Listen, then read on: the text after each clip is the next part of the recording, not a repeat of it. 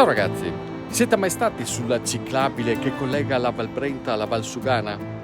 Ancora oggi, a distanza di circa 15 anni da quando è stata inaugurata, è considerata una delle più belle in Europa, perché attraversa tutta la valle, in mezzo al verde, in mezzo al profumo dei fiori e costeggiando il Brenta. Sembra di immergersi in un mondo incantato. Tutto questo in una zona di confine, oggi tra Veneto e Trentino, e fino a qualche decennio fa invece ovviamente fra Italia e Impero Austro-Ungarico.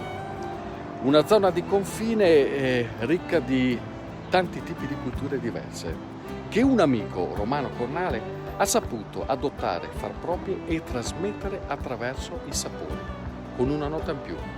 Questo è periodo di Oktoberfest e lui è un innamorato di questa che è la seconda festa popolare più grande del mondo. Andiamo a capire perché.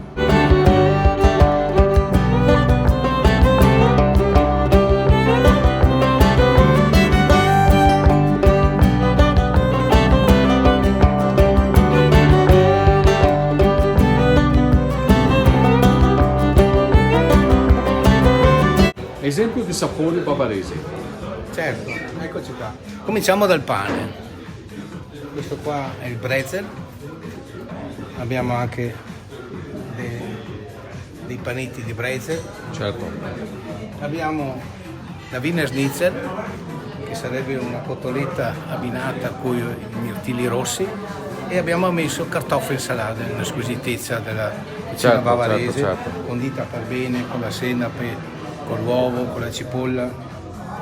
Poi abbiamo i Wuster, questi qua sono dell'Alto Adige, sono dei Wuster di altissima qualità che vanno bene anche per i bambini, nel senso della qualità. I Krauti naturalmente sono i nostri veneti cucinati alla bavarese con del speck e degli aromi. Poi andiamo al massimo, che è questa qua. Qua siamo Oktoberfest, si chiama Marzen Oktoberfest perché fatta a marzo, maturata fino a ottobre. Questa è una delizia, questa qua è una birra molto matura, molto sapore e con un bel grado di alcol. Abbinato allo stinco, cucinato sul forno a legna con la cotica, e naturalmente abbinato anche questo il radicchio condito con lardo e aceto di birra. E poi passiamo ai dolci. Abbiamo uno strudel accompagnato con una crema di pistacchi per dargli un po' in questa stagione un po' di fresco, e poi abbiamo il cheesecake che cuciniamo noi, frutti di bosco, tutte cose naturali.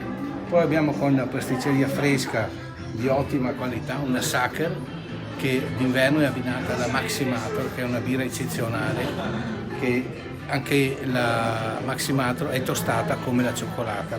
Su questa tavola però ci sono sapori nostrani, mi pare di vedere. Sì, no? abbiamo già detto che siamo nella vecchia dogana, qua era Regno d'Italia e a 1 chilometro c'era l'impero austro-ungarico, quindi non facciamo nessun torto, quindi di qua siamo nel Veneto e di là nel Trentino nei tempi moderni. Abbiamo i gnocchi eneghesi, che è qua comune di Enego.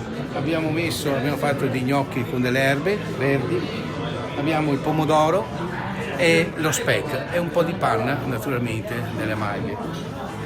Baccalà alla Vicentina. Baccalà alla Vicentina lo conosciamo, però per noi è un'opportunità, per gli stranieri che entrano in Italia, per loro il baccalà alla Vicentino, per i trentini o l'Alto Adige, è una situazione molto ma molto importante per identificare la zona. Birra Pils, retrogusto lupolato, 5,6 gradi, quindi leggera, birra speciale con una forte dose di lupolo, abbinate alle trottine fritte.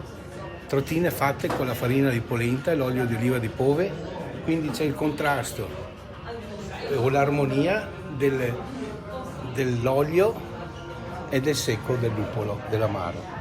Poi abbiamo la pizza marcesina. Ah, la pizza marcesina. Innanzitutto senza pomodoro. Poi c'è il mezzano del caseificio Finco di Enego, squisito, qualità eccezionale. Poi abbiamo i porcini, marcesina. Poi abbiamo del finocchio, abbiamo del timo e un ragù di capriolo che facciamo noi. Se uno lo assaggia sente il profumo del bosco e gli aromi e i sapori che uno può trovare in montagna. Andiamo con la pizza Maranello, che è una pizza fatta con mozzarella di bufala, aceto balsamico tradizionale e la coppa di Maranello. Il sindaco di Maranello ha dichiarato che è la prima pizza dedicata al paese di Maranello, fatta naturalmente col cuore. Ecco. Quindi questo è abbinato a una birra Dunkel, che sarebbe la vecchia birra di Monaco, che sarebbe tostata per la conservazione. Insomma, c'è un filo diretto fra Enego, dove ci troviamo, e Monaco di Baviera per l'Oktoberfest. Come nasce questa passione, Romano? Io ho cominciato alla birreria Ottone. Ho sempre fatto questo lavoro, sono un barman di Scuola Cipriani. Dopo le avventure e le esperienze sono tornato nella mia valle. Sono nato a Vastagna, però sono venuto su una casa di frontiera che è sotto il comune di Enego. E la birra ha continuato con questa esperienza della birreria Ottone, e quindi l'ho trasformata in birreria con cucina. Lui dice birra, in realtà questo signore è il signor Augustiner, che è una delle marche più importanti nella produzione di birra in Germania ed è la birra ufficiale dell'Oktoberfest, no? È una delle 6 sorelle della birra, è l'unica che è rimasta con le botti in legno.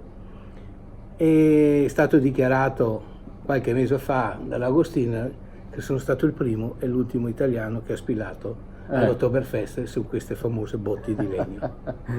È anche l'inventore del sistema a caduta per la spinatura della birra, quindi abbiamo pezzo grosso. Sì, è un impianto a caduta permanente senza gas di spinta, quindi per gli appassionati è buona, per gli esperti non è satura di CO2. Certo. E l'Augustiner qua dentro è rappresentata con tutte le specialità. Non è solo birra, questa è una birreria in cui si mangia, e si mangia bavarese, ma davvero, ed è questo il motivo che mi ha richiamato qui. È una cucina che si abbina alla birra, non si cucina.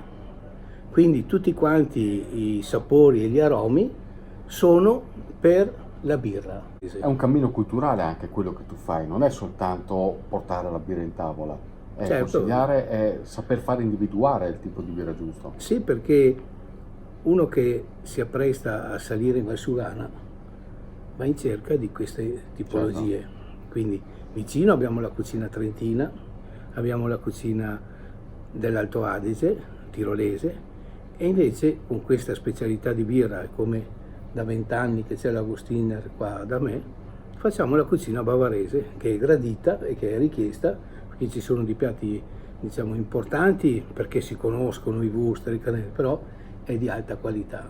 Ma il mio amico Romano è uno eclettico, sta mai fermo. Cos'ha in mano qui?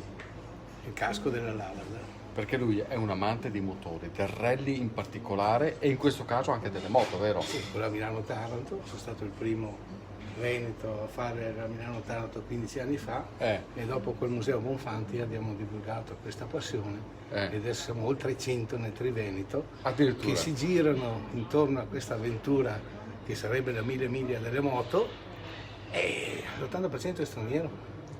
E Piero Lavada un paio di volte mi ha dato anche la moto, quindi sono onorato.